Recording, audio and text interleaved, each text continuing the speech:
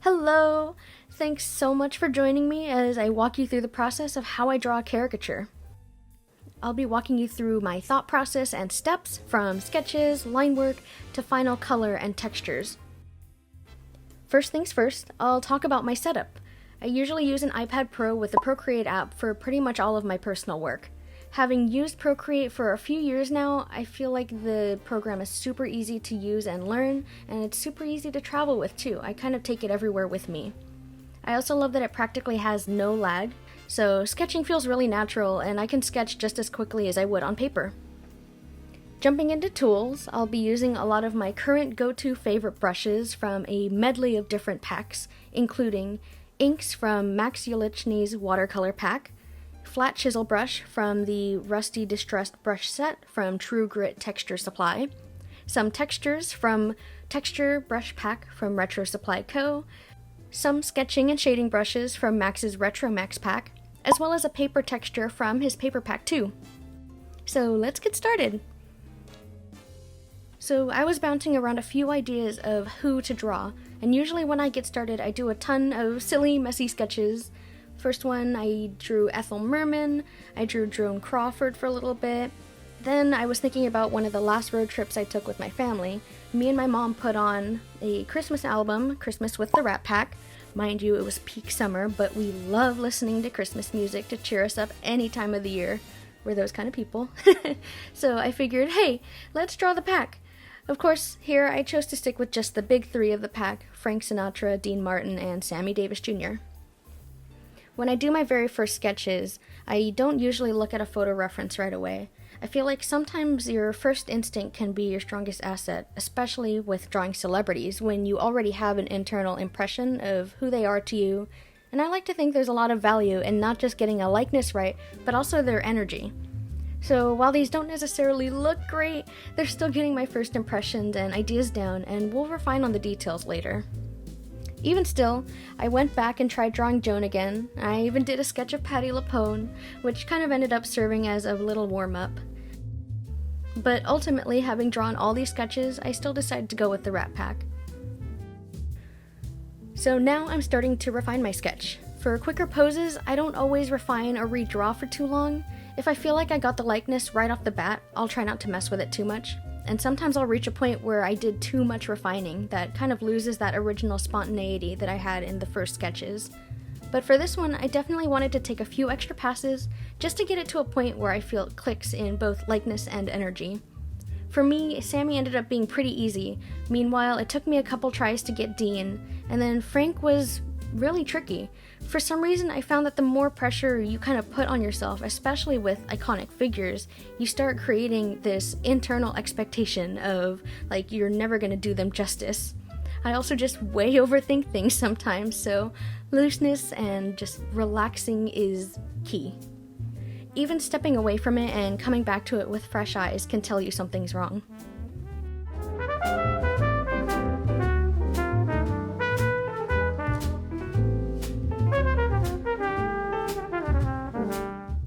My goals with any sketch stay the same. Keep the sketch loose, keep the shape simple and fluid, and channel the character's energy and how they would perform on the page. I personally really love to challenge myself in gesture and posing, and having that strong line of action. I always like to practice having both a strong balance of shapes and simple line work. A lot of that might stem from my background in caricatures, and how, you try to get a lot of information onto your page in as little of lines possible, and sometimes little time too. I would also attribute a lot of that inspiration from who I would consider the master of caricatures, Al Hirschfeld. Clever line placement, strong, beautiful gesture, and that less is more quality really influences my thinking here.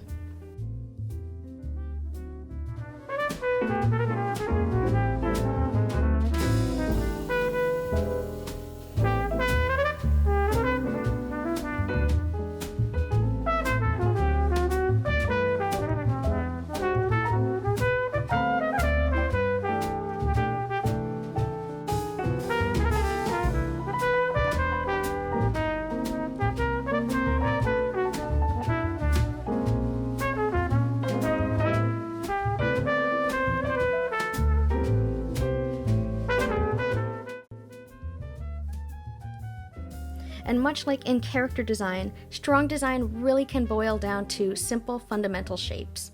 Each of these guys have very distinct, unique shapes, and I tried not to break that. My first instincts, Dean is very much this rectangle block with a triangle nose. Sammy is a triangle with a bigger triangle in the middle of his face for his mouth. And Frank is kind of this circle shape with a lot of thin, wide-set features. And that process helps me not to overthink while also laying down some nice groundwork for a good balance of shapes.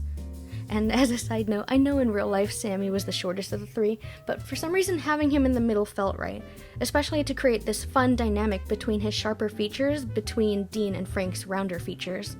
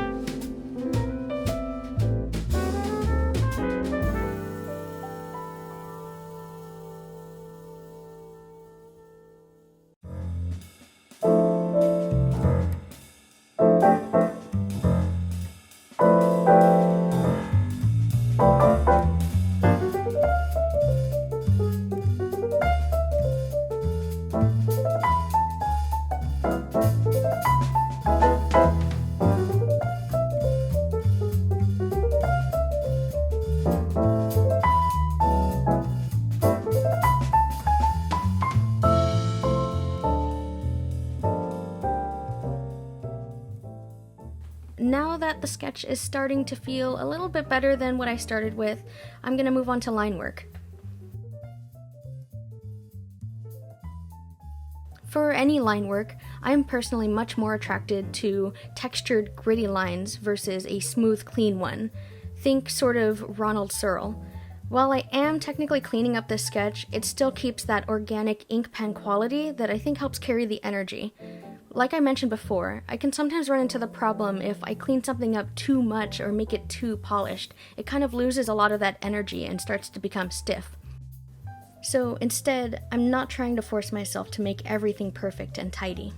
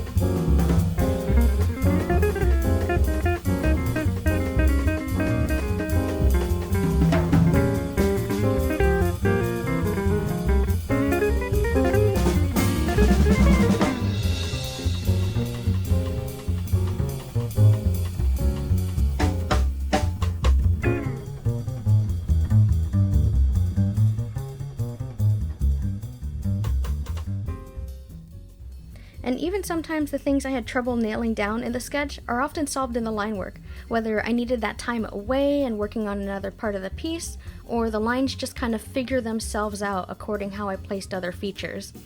Like, for example, Frank's brow line. I think adding those forehead wrinkles helped me nail down his expression, and it influenced how I placed his eyebrows.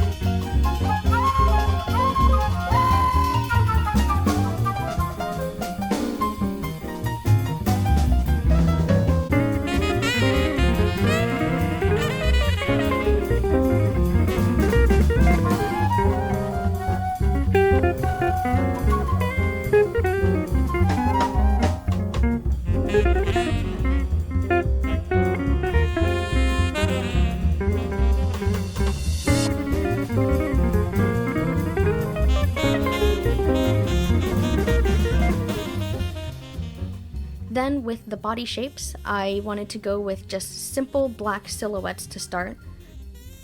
The focus is mainly on the faces, so I figured any detail elsewhere wouldn't be necessary. I also don't fuss over hands or props right away either. I'll be throwing those in later once I have my silhouettes more established.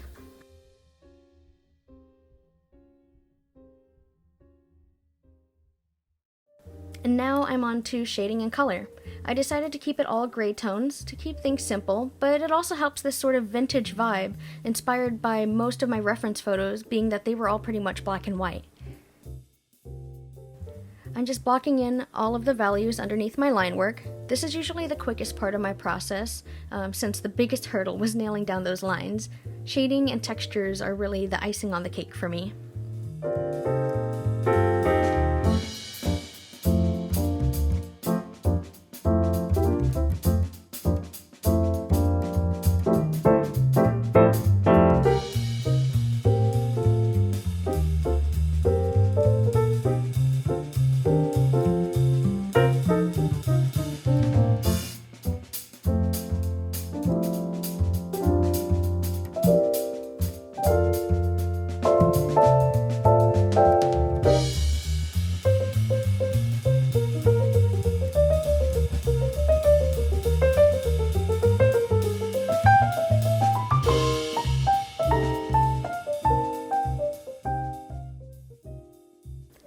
To sort of ad-lib on a common design motto, if something isn't adding anything of value to a piece, then it's detracting. So I'm just placing shading down where I feel like it's absolutely necessary, like the rosiness of Dean's cheeks or the mouth lines on Sammy, just to give it enough depth, but not totally invest in rendering every single little form and shape that I see. Here is where I start adding the hands. Since these are more of a secondary focus, I tried to be aware of making sure that the overall flow of the hands and props will also flow with the entire piece as a whole. So I ended up changing where I put Dean's glass from originally closer to his mouth to lower on the canvas. I even included a little finger point that'll flow from his arm line out to the right.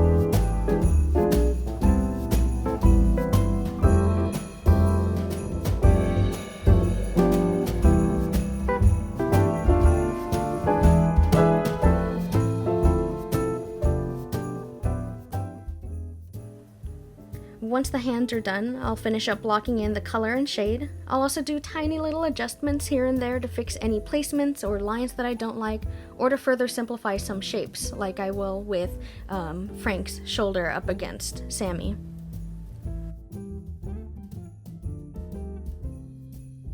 So then you'll see from Frank's cigarette to Dean's nose and his finger point, the entire piece sort of trumpets out from left to right, almost like they're performing for an audience off screen.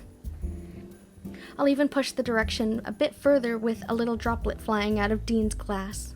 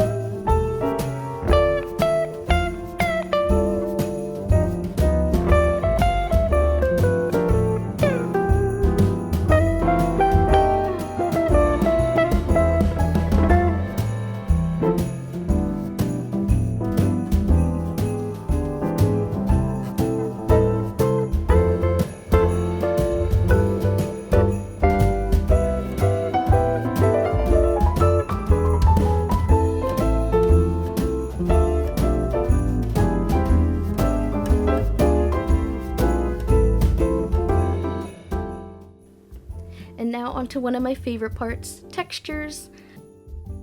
I'm importing a paper texture, adding again to that vintage film grade type of feel that I want to keep.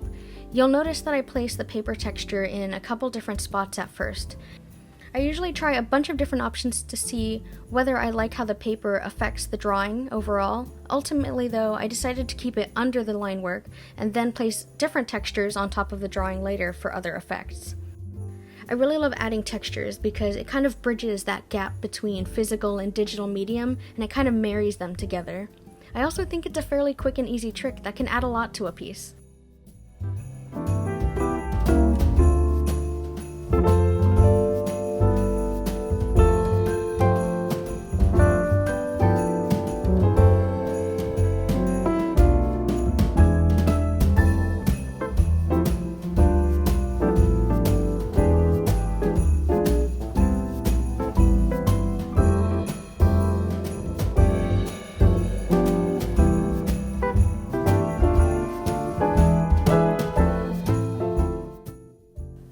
So, while playing around with textures and seeing if I can lighten the background a tad, I ended up accidentally shifting the background color from gray to this sort of purplish burgundy, and I actually really love that. I finally settled on this deep berry color, and considering this sketch is based off a holiday album, I felt like it gave a nice holiday touch.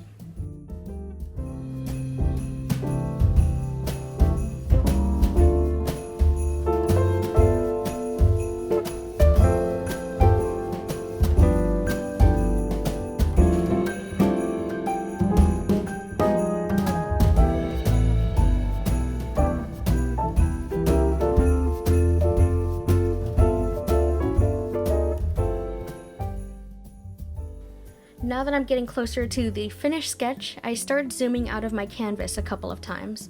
I think it's always a good reminder for anyone drawing to always take a step back and look at your work from afar. Do your shapes read as clear from far away as they did close up? Does it need more contrast? Did I miss any spots that I need to go back and refine? Overall, it's always a good practice to help you catch all those little things that you might have missed being zoomed in. Now for the final touches. I couldn't help myself but adding a few little starbursts to give an extra bit of retro flair.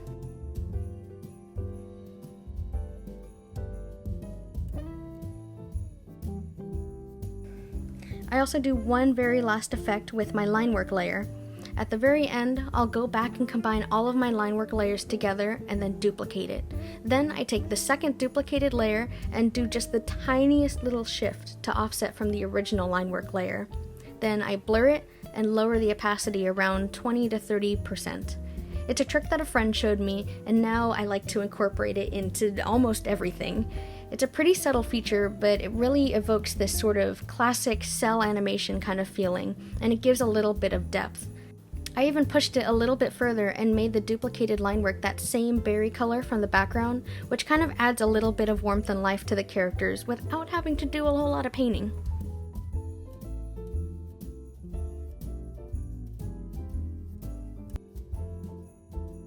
And that's my final sketch! Thanks so much again for watching and following along. Stay safe.